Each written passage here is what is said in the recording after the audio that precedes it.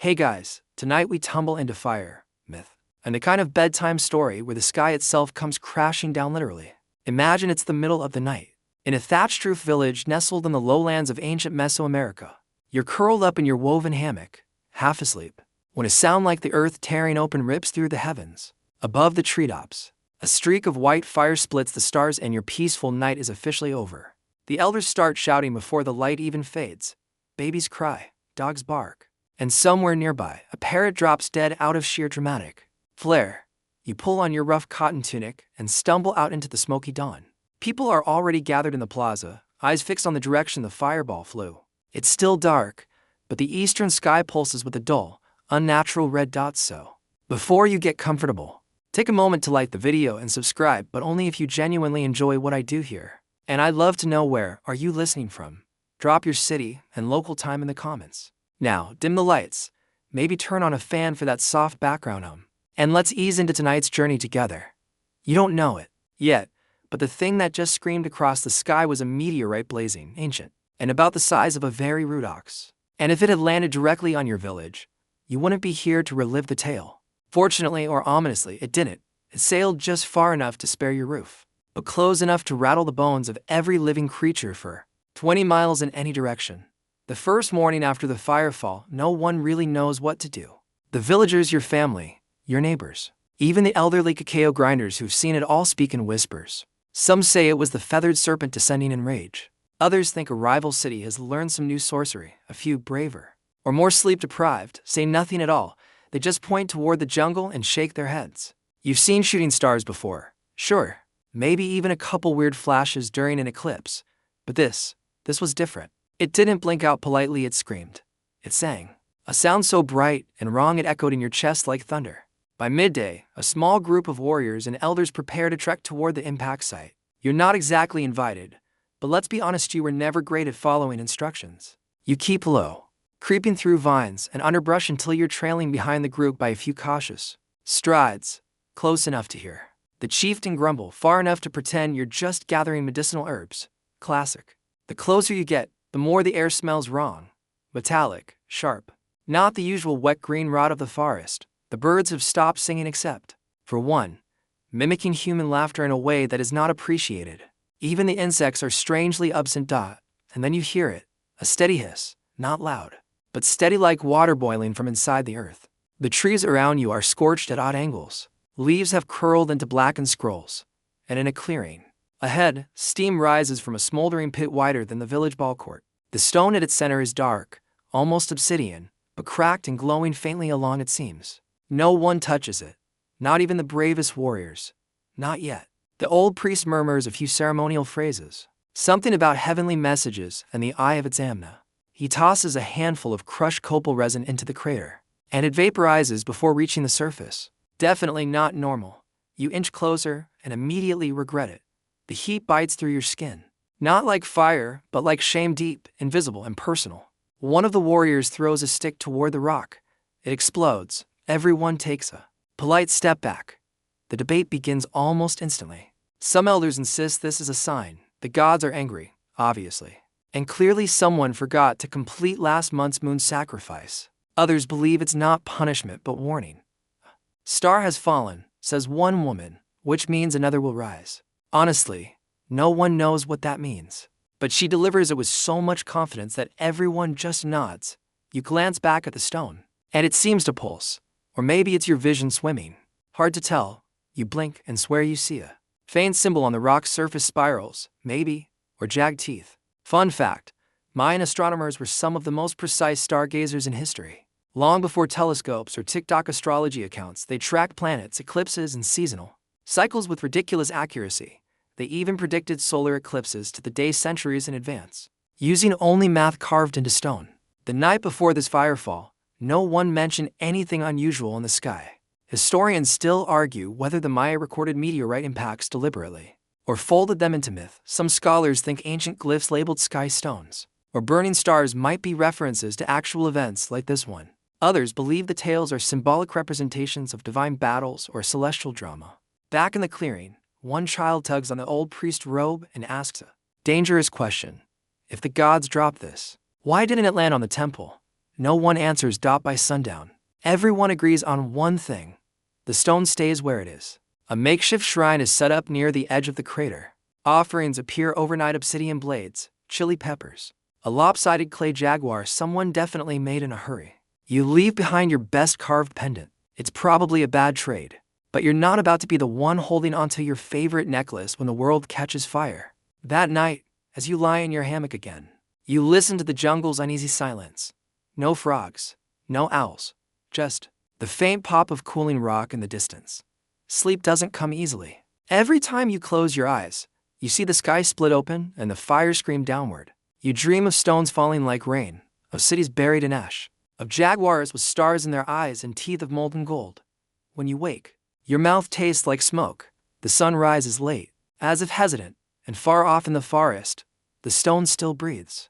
You're up before the birds, though honestly, they don't seem too eager to sing anymore. The morning air is thick, not with fog, but something heavier, more sour, like the breath of a god who's been chewing on lightning and regrets nothing. The elders meet before sunrise, all cloaked in their best jaguar hides and feathered headdresses, which is never a good sign. Big feathers mean big fear. You trail behind again as the village delegation sets off into the jungle, only this time the path isn't secret. A second visit to the crater has been declared necessary, not for curiosity, but for control.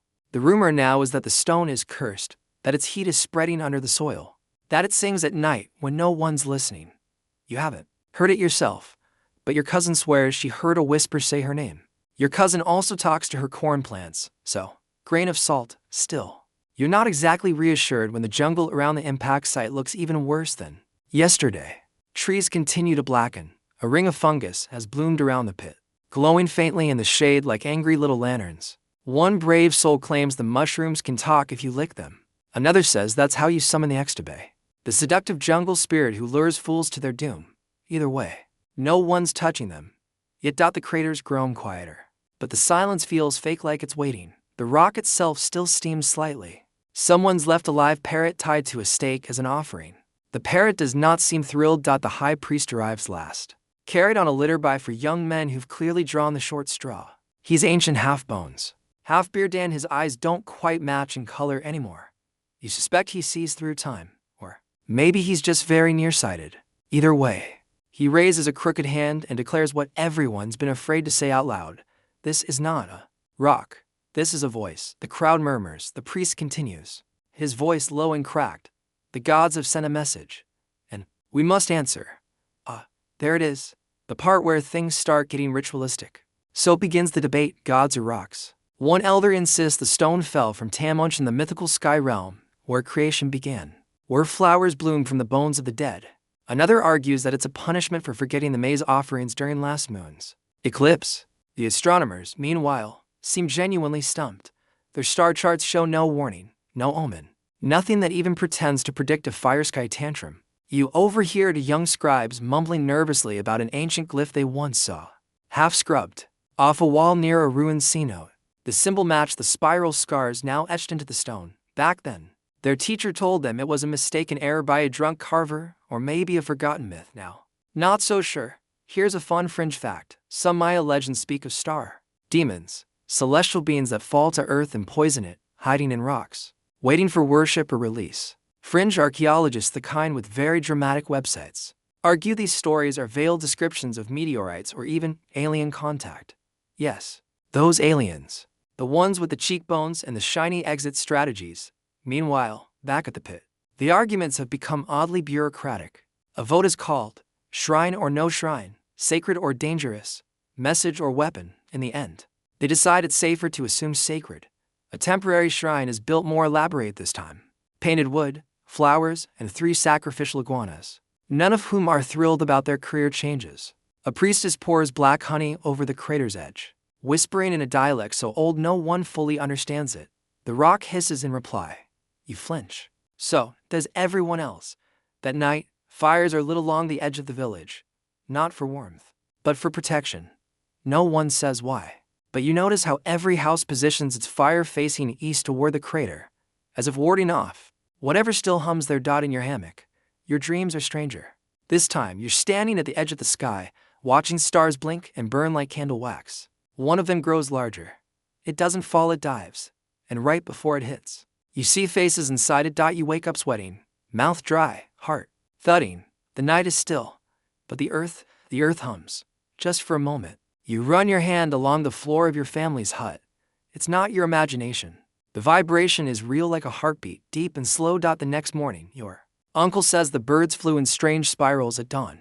Your little brother claims the river looked backward, and someone finds a fish with 3 eyes. You try to laugh, but it's a weak sound. No one's smiling much anymore. And then, a new problem: crops. The maize leaves begin to wither. The squash flowers collapse early. Something is wrong with the soil, too warm, too acidic, too cursed. The village healer begins collecting ash to scatter over the fields, saying it's what the ancestors did during the year without rain. Someone else mentions the cloud that now lingers over the crater, darker than any normal smoke and refusing to be blown away. Historians still argue whether meteorite strikes directly affected agriculture in ancient Mesoamerican societies. Some point to sudden climate anomalies, others to soil chemistry changes after iron-rich impacts. There's also a theory that volcanic activity was sometimes blamed on sky stones, because the people had no way to tell the difference between fiery rock falling from above or erupting from below. But you don't care about scholarly debates right now. Your village is slipping. Food is short, sleep is shorter, and now someone's gone missing. The parrot. Yeah, the one tied up at the shrine. Gone. Rope's still there. No tracks. Just a single green feather and a small spiral burn into the dirt. Your stomach knots, because that symbol, it matches the scar that appeared on your cousin's palm this morning. She says it doesn't hurt, but she's been humming in her sleep. You think, maybe, if you just pretend everything's normal, if you keep waking up, collecting firewood, chewing your stale tamales, and not looking too long at the jungle smoke, this will all pass. But no, the illusion of normal is slipping, like a poorly woven basket, and now the holes are everywhere. The sky has changed. Not drastically, no purple suns or reverse moons, but subtly. Colors at dawn look bruised. Clouds trail to low, like they're eavesdropping. And at night, some stars seem to flicker with a reddish tint, as if remembering something traumatic. You've stopped trying to convince yourself it's just dust in the air. It's not just dust. The fields tell the truth first. Maize leaves curl into themselves like shamed children. Beans refuse to flower. Even the prickly pears look embarrassed. What food does grow taste faintly wrong, bitter, metallic, like chewing on regret? You overhear the healer muttering to the earth itself, begging it to forgive whatever curse we cracked open. Your cousin with the spiral scar. She's not the only one anymore. 2 more villagers, both of them children, wake up with the same etched pattern on their skin, one on the back of a hand, the other on a shoulder blade. Neither remembers how they got there. One says it appeared during a dream. The other claims he saw the stone whispering Dotto. And then there's the birds. At first, they just vanish, gone, like they decided to migrate 5 months early. But then one returns, just one perched atop the shrine at dawn. A huge black bird with glassy red eyes and feathers that shimmered darkly in the sun. It doesn't move. It doesn't blink. But its presence sends 3 elders running for their homes, pale as bleached corn husks. That night, rituals begin again, but now they're different. Less ceremonial, more desperate. The high priest, whose voice now sounds like a cracked reed, begins calling for volunteers. He says the stone must be answered, not just honored. He says it demands alignment. You don't know what that means. No one really does. But it involves fasting, chanting, staring into bowls of still water, and disturbingly cutting strands of hair and tossing them into the crater. One girl is chosen to sleep at the edge of the shrine for 3 nights. On the 2nd night, she starts singing in an unknown tongue. On the 3rd, she wakes up covered in soot, her eyes rolled white. She says she's seen a mountain of flame that swallows the stars and spits out bones. Everyone's just thrilled about that. Here's your mainstream historical fact for the night. Mayan religious practice is often involved. Vision quest using altered states of consciousness, bloodletting, fasting, and even psychotropic plants were tools to communicate with divine forces or ancestors. They genuinely believed the gods responded through dreams, pain, and patterns in nature. And when the gods were silent, that was worse. You notice it first in the temple courtyard. The smoke doesn't rise straight anymore. It curls downward, almost like it's listening. Historians still argue whether Maya legends like the Popolvuh, where sky gods tear open the heavens, are mythological metaphors or fragmented records of catastrophic events. Some claim tales of sky serpents shedding fire match ancient descriptions of meteor showers or comet sightings. Others argue these are creation myths and nothing more. But in your village, Belief isn't theoretical. It's screaming from the treetops. Even your dreams start to bend. You find yourself back at the crater, over and over, walking toward the stone. Sometimes it's cracked open like an egg, revealing glowing serpents coiled inside. Other times, it hums like a bone flute, and you feel compelled to kneel. Last night, though. Last night was worse. You saw yourself walking out of the stone, but it wasn't you. Not entirely. Your face was there, but the eyes were missing, replaced with stars that flickered in reverse. You wake up cold, shaking. Then comes the smoke. 1 morning, the village wakes to find a black mist drifting down from the treetops, thick, acrid, heavy. It stings your eyes and settles into your clothes. Fires sputter. People cough. Someone tries to leave for the river but comes back pale, muttering that the jungle no longer wants visitors, that it's grown teeth. The smoke doesn't leave. Not for hours, and when it lifts, the trees near the crater are dead. Not just burned, hollowed, as if something fed on them. The priest declares the stone has awakened. Suddenly, the rituals intensify. Offerings escalate, first fruits, then animals, the usual suspects, parrots, monkeys. A particularly unfortunate tapir. But then someone whispers a terrifying idea. Maybe it wants more. Something human. You glance nervously around. You're not the youngest or the oldest, but you have been hanging around the shrine more than most. You try to keep a low profile, pretending to be deeply interested in that half-scorched mushroom patch. Anything to avoid looking like next on the menu. One night, you catch your cousin again. The spiral on her hand is glowing faint, but real. She's humming softly, rocking on her heels in the moonlight. You ask what she's singing. She smiles without blinking and replies, the song of the sky hole. No notes, thanks. Now. A quick fringe tidbit. A few researchers believe that some ancient Maya sites were chosen based on crater proximity built near ancient impact zones that had become sacred through oral tradition. One wild theory even suggests that some sea notes, those gorgeous deep sinkholes, were mistaken meteor scars passed down through myth. Is it science? Maybe. Is it compelling? Absolutely. By the fourth week, you're not sure what day it is anymore. The sun rises like it's apologizing. Nights stretch on like wet cloth. And that blackbird? Still there. Watching. One elder finally speaks what everyone's thinking. This is not a blessing. This is a test. And now, everything becomes a symbol. Every crack in the clay walls, every strange dream, every dying beetle is interpreted. Like scripture. You're constantly being asked if you feel the sky's pulse. You don't. The line seems safer. And still, the rock hasn't cooled. People say it's grown larger. Or maybe just closer. Children avoid the shrine entirely. A few brave ones throw rocks at it from a distance. One gets a nosebleed just from standing too near. But the priests keep chanting. The offerings keep coming. And you're beginning to wonder. What if it isn't a voice from the gods? What if it's a door? You've never been to Yaxmutil before. Most people don't go unless they have something to trade or confess. But after a month of smoke, cracked soil, glowing children, and an increasingly unhinged parrot infestation, someone finally says the words everyone's been avoiding. We need answers. And that means sending someone to the capital. Guess who they choose? It's not exactly flattering. You're young, quiet, and crucially not anyone's firstborn. They say you have a balanced spirit and a face the gods won't smite too quickly. Translation, expendable, but polite. So, off you go, trundling north through the humid lowlands, across limestone paths and flooded causeways toward the heart of the Mayan world. Yaxmutil is enormous, an empire in stone. Its temples slice into the sky like spears.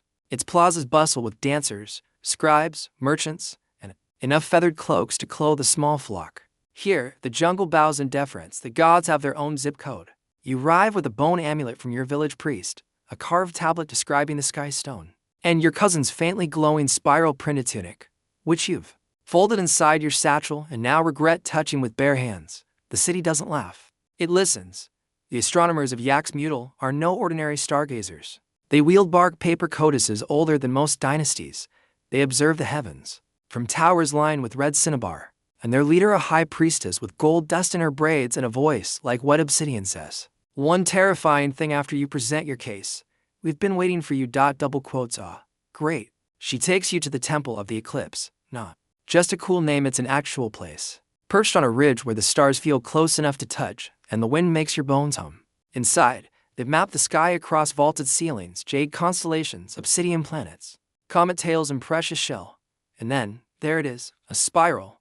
Your spiral. Etched in a ceiling vault, dead center above a jaguar's gaping mouth, surrounded by flames. You stare. The priestess watches you.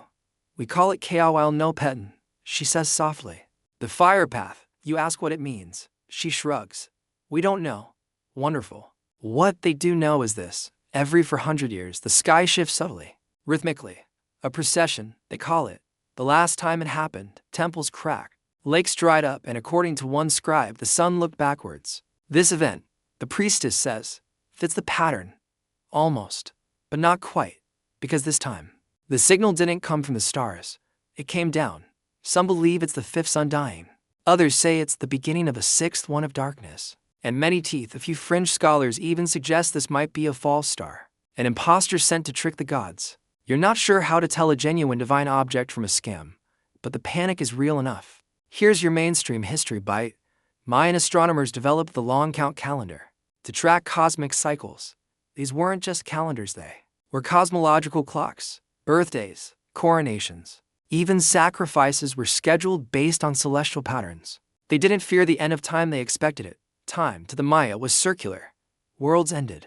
New ones began. Simple. Scary. The astronomers show you their calculations, done with knotted cords, painted glyphs, and deep contemplation. They demonstrate how Venus has drifted half a day from its usual pattern, how eclipses no longer align with the carved stelae, and how one small glyph years has begun to appear again, unbidden, in unrelated temple inscriptions. Something has opened, the priestess tells you, and something is watching. You try to act calm, but inside you're thinking about your cousin, her spiral-scarred hand, and that parrot who definitely has seen some things. You ask what to do. They say they need to see the stone. So, like any good dreamer in a disaster. Bedtime story, you agree to lead them back. You return south with a caravan of astronomer priests, sky watchers, and one guy who insists on calling himself the listener. You don't ask what he listens to. You don't want to know. Along the way, the signs intensify. You pass villages where the wells have boiled, rivers run brown with dead fish. You hear stories of red lightning flashing on cloudless nights and children who no longer blink. One town built a wall of maize around their shrine and claimed the firestone started growing teeth in the night. You give them a respectful nod and keep walking. Back home, the crater has changed. The stone isn't steaming anymore. It's glowing. Not brightly, just a dull, pulsing blue. Like a buried heart under glass, the shrine around it is blackened. The birds are gone. The jungle near the edge hums at a frequency you feel in your stomach. And now, there are cracks. Deep ones, running down the stone's length, sharp as obsidian and warm to the touch. You catch one astronomer trying to map them with charcoal. He gets halfway through before he starts weeping. Not sobbing, just weeping. Like he's so full of something he doesn't understand. You sleep that night under the stars, with the astronomers whispering around their fire and your cousin humming. Again beside you. This time, the song is slower, a lullaby. The spiral on her hand flashes once and dims. You dream of a room made entirely of mirrors, where you see yourself 1,000 times but none of the reflections move when you do. You wake up. At dawn, heart racing. In the crater, the stone has split just slightly, a crack no wider than a finger. But you swear, you see light inside it. The villagers are pretending not to panic, which is always a sure sign that panic has already won. There are more offerings at the crater now, twice as many as before. Some are absurdly extravagant, embroidered cloaks, gold nose rings even, an entire canoe of tamales. Your favorite tamales. Which feels personal. The stone has fully split. What was once a smooth, dark mass is now a fractured thing, a cracked egg of cosmic origin. The fissure glows steadily now, faint blue at dawn, pulsing red by dusk. It doesn't flicker like fire. It breathes. The light inside has no source, no shadow. It just is. The astronomers from Yak's Mutal are obsessed. They're sketching, praying, pacing in circles. One begins reading glyphs backward to see if they make more sense. Spoiler, they don't. The priestess with the gold-dusted hair spends an entire day sitting cross-legged at the crater's edge, unmoving. When she finally stands, her eyes look like she hasn't blinked in hours. She says, "It's not a door, it's a wound." And that's when things escalate. Remember your cousin, the spiral-scarred singer of celestial lullabies? She disappears one night, just vanishes. Her hammock untouched, no signs of struggle. A trail of ash leads out of the village. You know exactly where it ends. You don't wait for permission. You run, past the huts, through the dewy vines, toward the pulsing glow in the forest clearing, and there, Standing at the very lip of the crater is your cousin, but she's not. A lone dot in the fractured light of the stone, you see something. Not a shape exactly. More like the suggestion of presence, heat without flame, mass without form. It stands behind her like a shadow that forgot how to behave. She turns to you slowly. Her spiral glows. It's listening now, she says. You ask what it wants. She shrugs, childlike. To remember. The crack widens with a hiss that doesn't make sound, it makes pressure. Your ears pop. The astronomers arrive, breathless. The priestess kneels. One elder faints dramatically, but recovers when no one notices. Everyone stares. Then, without warning, the stone shatters not in violence, but in silence. The pieces lift gently into the air, then fall apart like dry leaves. The light inside doesn't flare, it unfolds, and at the center of the crater, where once lay a simple stone, now sits something else entirely. A tablet, smooth, matte black, covered in spirals, stars, and jaguar glyphs. No one dares touch it, except you. You step forward, hands trembling, and place your palm against the stone. Warm, yes, but not hot. The spiral in your cousin's hand begins to hum, and your own skin suddenly tingles. You lift your hand, there it is, a new spiral, etched into your flesh. You fall backward, gasping, and your mind is full of images you've never seen before but somehow remember. Cities built on floating lakes, stars crashing into oceans, a woman in jade armor arguing with a talking fire. You understand nothing. You understand everything. And now the visions fade. The stone dims. Silence returns. That night, the jungle breathes normally again. Frogs chirp, the sky clears. The stars behave themselves, for the first time in weeks. Your village sleeps without incense. The priestess calls it the remembering. The astronomers argue over what to name the tablet. The villagers rebuild the shrine not as a place of fear, but reverence. Offerings shift from sacrifice to gratitude. Cocoa, songs, folded flowers. The stone itself has become sacred. And you become the keeper. Not a priest, not a scribe. Something else. The one who touched the memory of the sky and lived. Historians still argue whether such meteorite events caused social transformation, religious reform, or mass hallucination.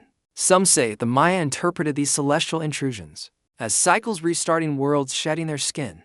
Others think they simply adapted, absorbing fire from the sky into their mythos, the same way they did with everything else, beautifully, violently, forever. A fringe theory even suggests that one such event triggered a temporary migration of astronomer priests seeding shared knowledge between distant cities. Could be. The stars connect more than we think. But you don't need theories. You were there. You saw the wound in the sky. And now you bear its mark. Time passes gently now. The jungle regrows, inch by patient inch. The birds return, cautious at first, then bold enough to wake you up again with their awful pre-dawn drama. The smoke fades, the soil sweetens. The children laugh, the shrine still stands, smaller now, surrounded by vines. Visitors come from far cities, bringing poems and painted shells, hoping to see the tablet. Some swear at whispers. You don't correct them. You still carry the spiral on your palm. Sometimes it glows when you're near running water. Sometimes it grows cold during eclipses. But mostly, it's just there. A memory of a memory. Your cousin hums less now. But every so often, just before sunset, you hear her singing under her breath, a soft tune. Familiar. Cosmic. The priests say the gods spoke. The astronomers say the stars shifted. The villagers say the earth healed. You say nothing. Because how? Do you explain what can't be held?